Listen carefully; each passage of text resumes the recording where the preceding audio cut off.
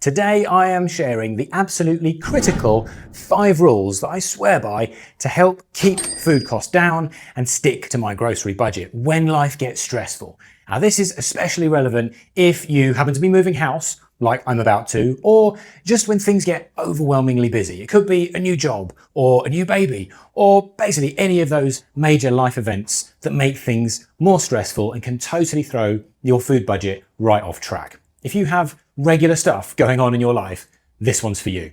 So come with me and let's jump into it. Hello folks, I'm David. Welcome to Grocery Dad. We are preparing to leave the unit that we have lived in for the last 8 years. We have boxes packed up here, there and everywhere, and about 3 days left until we make our move. And this has made me focus on how we are going to continue to eat well, maintain control of our food budget, and not get carried away with convenience foods and takeout, because this is truly one of those stressful moments in life. I'm sure you've experienced it yourself, or maybe a similar one like a new job, or maybe your job requires you to do more travel. Perhaps you have got that new baby in your house and you're trying to struggle to fit in the trips to the grocery store and everything else besides. I realize this is where budgeting habits are truly going to be tested. And as Grocery Dad, running a channel all about saving money on groceries, I thought we kind of have to practice what we preach here. And then I thought, well, we have spent several years now establishing some really good, solid habits. And I think there are 5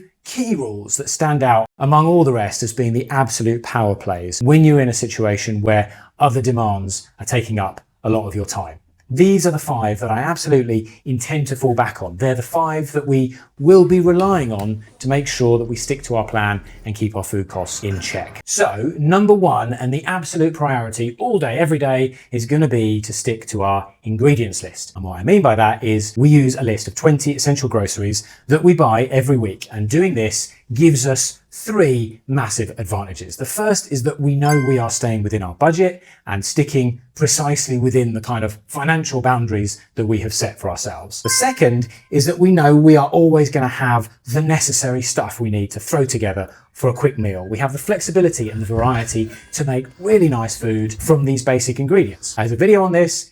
It's this one up here, in fact. I strongly recommend that you watch it. We have had literally hundreds and hundreds of comments saying this is exactly the foundation that I needed. And the third benefit is that it keeps life really simple. We know what goes on that list. We just have to do a quick check, quick inventory of the pantry, the fridge, the freezer, see what's missing, and then we go top it up. When you're dealing with life admin, with packing and transferring bills, whatever it might be, having that simple, repetitive list just takes the decision-making pressure off you. So for you, make those 20 staples the core of what you buy during this stressful period. If you haven't already, it's going to make a huge difference in sort of protecting your budget during these high stress weeks. Now for number 2, I'm choosing cook once and eat twice. And this means we will continue to focus on making meals that can very easily be repurposed into other things later in the week. A classic example for us is that we might roast a chicken on Wednesday, and by Friday or Saturday, we've still got some leftovers that we can turn into something else, like a creamy chicken pasta dish, for example. I did a video on that too. That's up here now.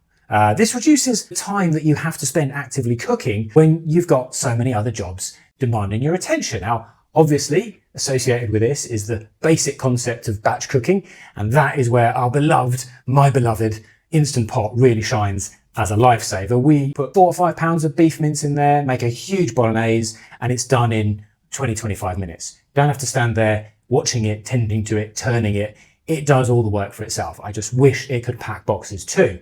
You will get dozens of portions from cooking this way. It could be chili, curry, lentils, bean soups. The options just go on and on and on. I've said this before, I'm not sponsored by Instant Pot, but I genuinely believe this is one of the best kitchen investments that you can make. The cost per use becomes just ridiculously low when you're using it like 2, 3, 4 times even per week. So for you, find a couple of simple, easy meals this week that you can cook extra of, and then commit to turning the leftovers into a completely different dish for your lunches or for your dinners later down the track. You already love getting more for less, that's why you're here. So become an official pal of Grocery Dad and get even more. As a channel member, you're getting early access to videos, exclusive shorts, priority replies to your comments, and polls to shape what's next. Extra value, low cost, smart shopping.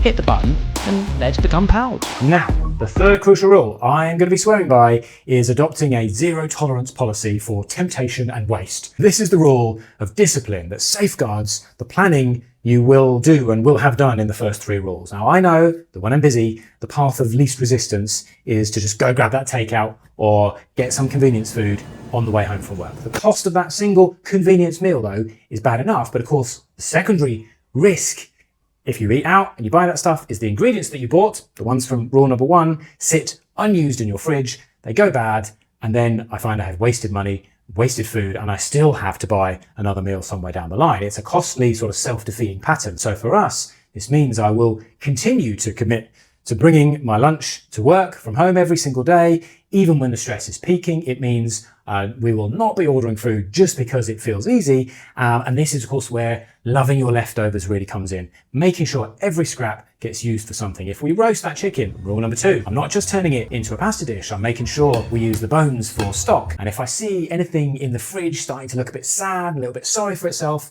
then we will chop it up. We will toss it into that stock, or we'll freeze it and keep it for some future use. And by focusing on preventing that waste, I am kind of automatically forcing myself to use the ingredients that we already have, which is the most effective defense against temptation and the temptations of convenience food.